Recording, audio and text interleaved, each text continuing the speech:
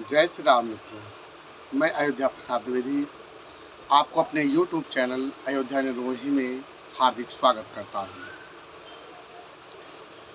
आप सभी को आज सप्तमी की पावन तिथि की माँ शीतला माई के चरणों में प्रणाम करते हुए आज का वक्तव्य हम रखेंगे। आज का वक्तव्य हमारा अजामिल के ऊपर में है। अजामिल की कथा आप लोगों ने कई बार श्रवण किया होगा और भागवत जी के माध्यम से कई बार इसको श्रवण करने का सौभाग्य भी प्राप्त हुआ होगा। लेकिन आज मैं आपको अजामिल के विषय में कुछ ऐसी बातें बताने जा रहा हूं जो आज के पहले आपने कभी श्रवण नहीं किया होगा। अजामिल कौन था? अजामिल वह व्यक्ति जो जन्म से ब्राह्मण है और अपने युवावस्था में घनघोर संघर्ष करके जिसने अनेकों प्रकार के विद्याओं पर, अनेकों प्रकार के शिक्षाओं पर बहुत गहन अध्ययन किया।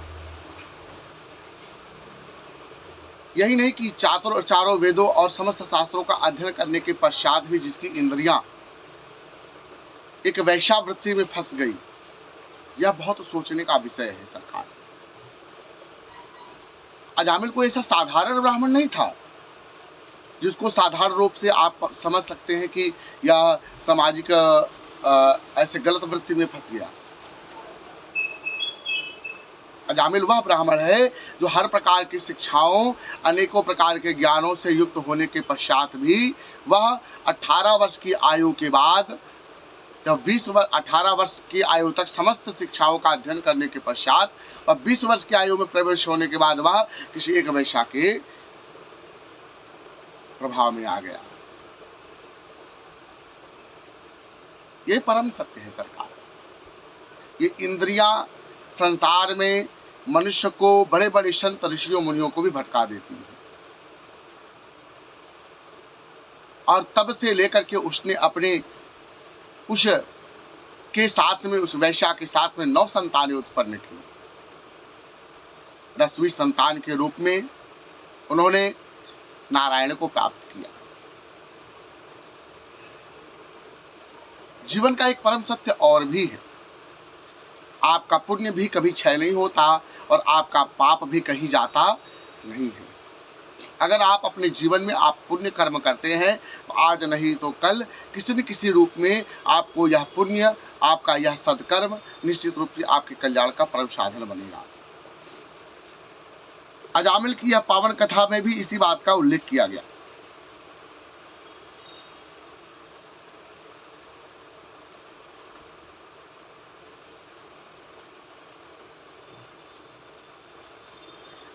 परिवार 10 लोगों के परिवार का पालन पोषण सृजन।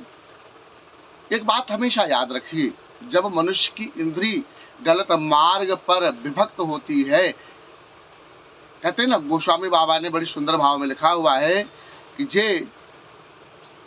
जो व्यक्ति कुमार्ग के मार्ग पर पैर भी रखता है, उसके बल, बुद्धि और विवेक का नाश हो जाता है। उसी प्रकार से अजामिल ने भी जब अपने जीवन में समस्त प्रकार के सारों को जानने के पश्चात भी वह वैश्या की संगति में आकर के वह गलत मार्ग पर गया, तो अपने ब्राह्मणत्व को उसने नाश कर दिया, अपने तेज का नाश कर दिया, अपने ज्ञान का नाश कर दिया। अच्छा, हम अपनी ऊर्जा को जिस दिशा में लगाते हैं, जिस दिशा में अपनी ऊर्जा को हम प्रवाहित करते हैं, देखो जीवन ऊर्जाएं, विचारधाराएं सब प्रवाहित हैं, प्रवाह स्वरूप में बह रही हैं। अगर इनके प्रवाह को आप देखेंगे तो वास्तव में जिस दिशा में आप इनको डालते जाएंगे और उसी दिशा में प्रवाहित होते चले जाएंगे। उस प्रवाह को रोकना बड़ा कठिन है सरकार। जैसे एक नशावृत्ति करने वाला व्यक्ति अगर एक बार नशा कर ले तो दूसरी बार उसका मार्ग अपने आप प्रवाहित होकर के उसी मार्ग पर चला जाता है जहां से उसको नशावृत्ति में संलग्न होना है। इसी प्रकार जीवन में सदकर्म है, पुण्य कर्म है, पाप कर्म है। इस संसार में जिस प्रकार से तीन गुण त्रिगुणमयी संसार की रचना माँ भगवती ने किया, सतोगुण, रजोगुण और तमोगुण। व्यक्ति जिन प्रकार के गुणों को अपने जीवन में उत्पन्न करता है, उसी प्रकार से उसके जीवन में उसकी वृत्ति बनती चली जाती है, उसकी योग्यता बनती चली जाती है। मैं आपको मात्र यह समझाना चाहता हूं कि सतोगुण होने के बाद भी अजामिल आज तमोगुण में प्रवृत्त हो गया। उसने सिर्फ संगति की असर के माध्यम से अनेक प्रकार के पाप कर डाले, जिन पापों की गणना बहुत अक्षम्य अपराधों में रहा। लेकिन संत की कृपा भी तो कुछ कम नहीं होती।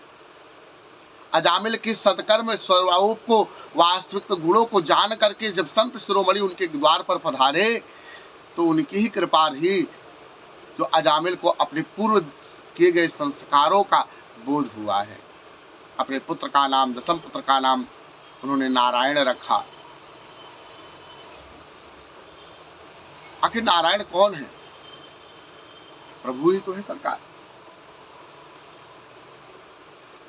स्वतः समय के साथ में जैसे जैसे बच्चे बड़े हुए, क्योंकि 20 वर्ष की आयु में वह उस वैश्यावृत्ति के कार्य में संलग्न हुआ, लेकिन जब दसम संतान पैदा हुई, उस समय तक जो संतानें थी वो बड़ी हो गई थी, और जो सबसे छोटी संतान थी उससे अजामिल का प्रेम अधिक बढ़ता चला गया। इंद्रियों की अनुरूपता मनुष्य अपने सुखों को जिसके माध्यम से प्राप्त करता है उसी के प्रति आकर्षित होता चला जाता है। हमारी इंद्रियां, जहां से हमें इसको सुख का बोध होता है, वैसे तो सुख किसी में नहीं है संसार में, लेकिन फिर भी अगर इस इंद्रियों को जिसके माध्यम से उसको सुख बोध का होता है या मस्तिष्क में इस बात का विचार पहुंचता है, तो जीव उसी की तरफ आकर्षित होता चला जाता है। नारायण के प्रति ऐसा ही उसका भाव था कुछ। अंतःकरण में वह नारायण का उच्चारण और उस नारायण के नाम से उसकी सद्गति का होना कोई साधारण नहीं था। अजामिल की पूर्व जन्मों की कथा भी आपने श्रवण की होगी। वह पूर्व जन्मों में एक ब्राह्मण थे और वह अपने गुरु के पास में, किसी संत के पास में शिक्षा ग्रहण करने के लिए गए। जब शिक्षा ग्रहण करने के लिए गए तो ठंड का महीना था और उस ठंड के महीने में बरसात के कारण भीग गए। और जो वहाँ ऋषि की पुत्री थी, और ऋषि की पुत्री ने उनके प्राणों को बचाने के लिए अपने शरीर के वस्त्र को त्याग करके उस ऋषि के प्राणों को बचाया था।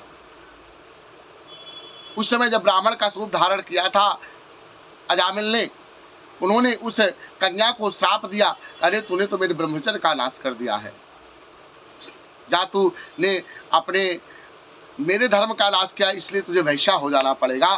तो बदले में जब उस कन्या ने परोपकार धर्मार्थ कार्य के लिए उसने अपने लज्जा का भी त्याग करके, अपना विचार न करते, देह का विचार न करते हुए उसने उस संत और ऋषि को, ब्राह्मण पुत्र की जान बचाई थी। जब उसके ऐसे वचनों को श्रवण किया तो उसको भी क्रोध आया और उस क्रोध के आवेश में श्राप दिया कि मैं भले ही वैश्या बन जाऊं, आज तो तूने मेरे को ऐसा भाव दिया है, लेकिन जिस दिन मैं वैश्या बनूंगी, आज तो तू आसक्त हो या ना हुआ हो, लेकिन उस दिन आसक्त होकर के अपने जीवन के समस्त ज्ञानों से युक्त होने के पश्चात भी तू मेरी माया मोह में पड़ करके अपने जीवन के समस्त समय को बर्बाद कर लेगा। ऐसा उस कन्या ने श्राप दे दिया था ब्राह्मण को, और वही ब्राह्मण आगे करके अजामिल बन रहे महाराज। और वह कन्या कोई और नहीं, वही ऋषि पुत्री है जो वैश्या के रूप में, वैश्या का मतलब है जो संसार के समस्त विषयों को भोग करते हुए भी तृप्त ना हो रहा हो, उसको वैश्या ही कहा जाता है सरकार।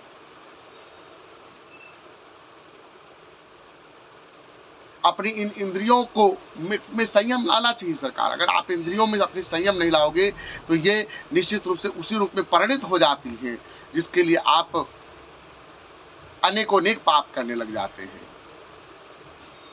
श्रीमद् भागवत जी में एक सुंदर उल्लेख आया है कि लोग कहते हैं कि हम किसी गलत मार्ग में नहीं फंसे हैं।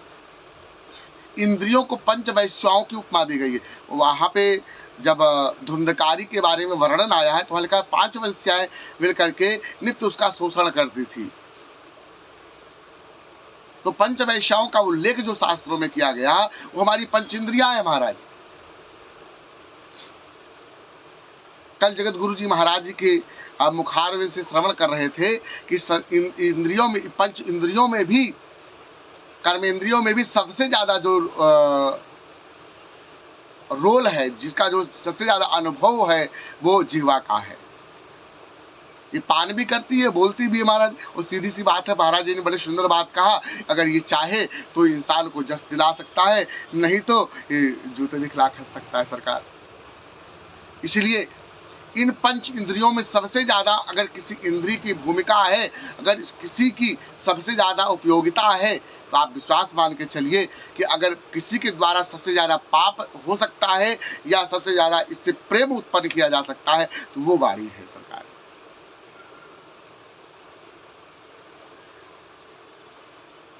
इसलिए आप अपने जीवन में सदैव अपने धर्म के पालन के साथ में सतर्क रहिए, क्योंकि जीवन में यह इंद्रियां हमारे मन, हमारे विचार, हमारे कर्म सबको प्रभावित करने वाली हैं। कहीं अगर यह कुमार्ग में फंस जाती हैं तो जीव को अधोगति में ले जाती हैं। अधोगति से कोई मुक्ति नहीं दिला सकता है। इसलिए अपने इंद्रियों पर संयम रखते हुए ईश्वर का नित्य निरंतर भजन करते रहना चाहिए। जय सीताराम, जय सीताराम। आपका अपने चैनल अयोध्या निर्मोही में जुड़ने के लिए बहुत बहुत धन्यवाद। आगे अनेक प्रकार के विचारों को श्रवण करने के लिए हमारे चैनल को लाइक, सब्सक्राइब करें। आपका बहुत बहुत स्वागत। जय सीताराम।